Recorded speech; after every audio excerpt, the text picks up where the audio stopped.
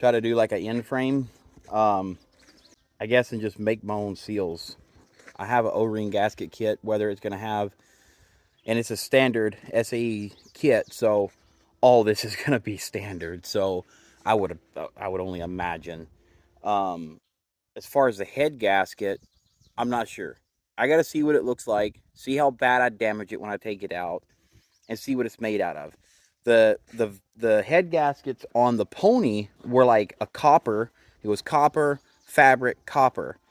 And so, I mean, if that the diesel head gasket is something similar to that, I'll just make one. My brother-in-law, he has a scrap yard, and I'll just go up there. He's got a bunch of sheets of copper. I'll just get some of that copper and make me one, if that's what it is. I don't know if that's what it is, but I'll get creative here and see if I can't just make one. Because $1,000, I just don't really have $1,000 to put into a valve to a kit, and then they don't even 100% know like which one they have. They're like, yeah, we got all these kits here, but we don't know which one's what and what's for which. And I'm like, how do you stock stuff and you don't know what it's for? Do I just buy kits until I get the right one? Like, here's $1,000, here's $1,000, here's like, I don't understand that. So I don't know if you can see in the camera, but there's water. There's water setting in the cylinders. So you can see it really good in that one. All right, so I vacuumed out the cylinders as much as I could. And I've got this dye. I'm gonna put this dye in the radiator and try to fill it up to where it's below the top of the head, you know, till it's just at the engine to the top of the block or so, and see if it comes out of the cylinders, the liners, you know, the O-rings around the liners.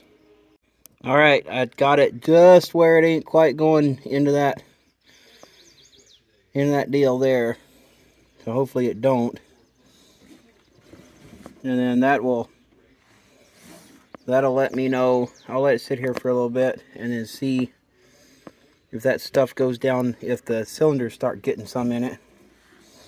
If it don't, then I'll know it was going in by the injectors. Think I can resurface these O-rings or these crush washers. They're steel. I was thinking, I think what I'm going to do, I'm going to take them over a whetstone. I'm just going to take these washers and just try to be as flat as I can on here. I don't see any of my blue towels. I'll just use this one, I guess.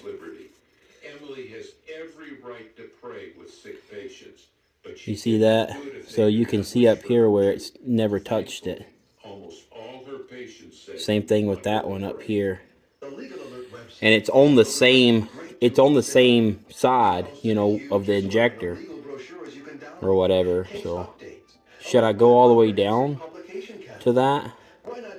Alright, so I do have some stuff that seems to be about the right size. So I have this bigger stuff, but I think that's too big. So I think I'm going to make one out of this. Hopefully it works. There it is, brand new. I think that it would probably be better to cut this at an angle. And I've thought that this whole time, but like every seal that I make, I'm like, you know, I should cut that at an angle. That would probably give it, you know, it gives it more connecting surface. But then I never do that, so. That one there leaking, that's one that wouldn't come out. This one, hell, that's the other one. That's the other one that wouldn't come out.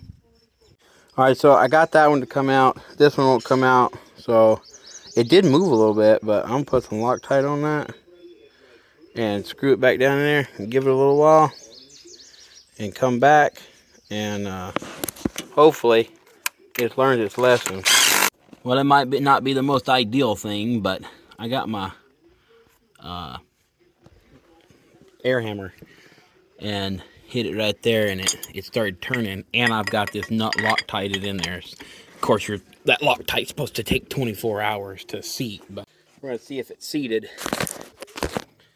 It's been 30 minutes or something. And I turned it quite a bit with the thingamajigger.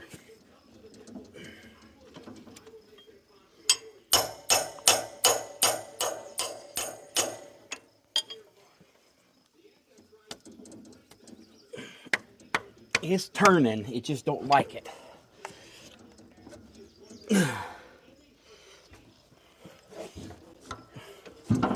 Ouch. You know, this whole time, I've been telling myself I should take this thing off, but I never do. It's kind of handy sometimes because I can lean up against it and it kind of holds me. And other times I bust my arm on it.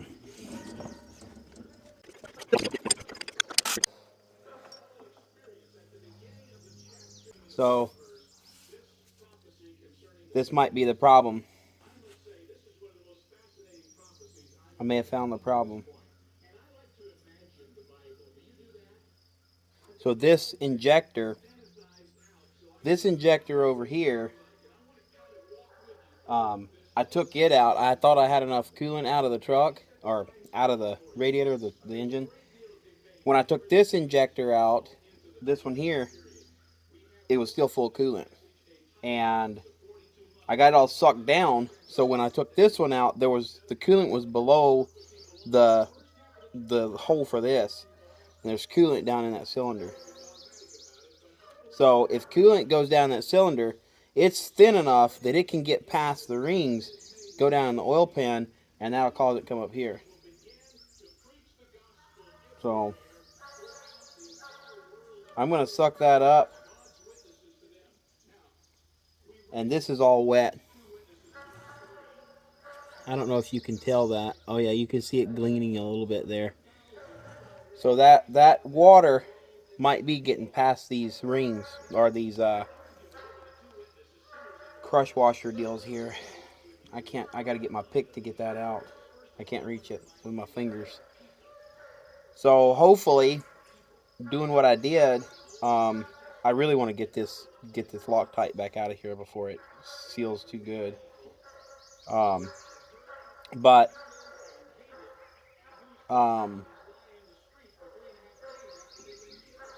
hopefully doing what I did, cleaning all that up, works.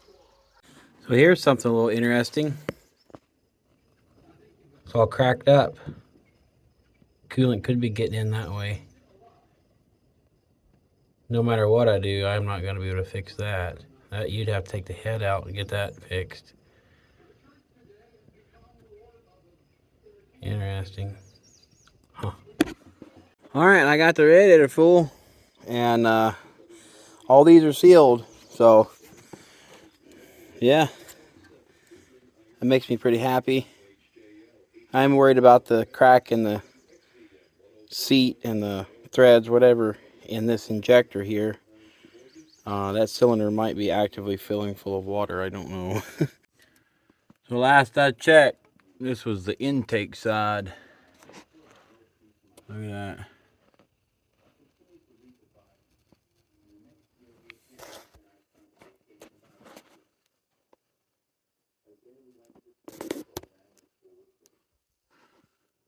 Yeah, buddy. Intake has become a water disposal. So now what do you think I should do? The head is garbage. Must have froze or something. I mean, it ain't pushing enough horsepower to break it, I wouldn't think. I don't know. Just run it until it breaks. I mean, one guy says, you know, it'll live with a milkshake. I don't know. I don't know what to do.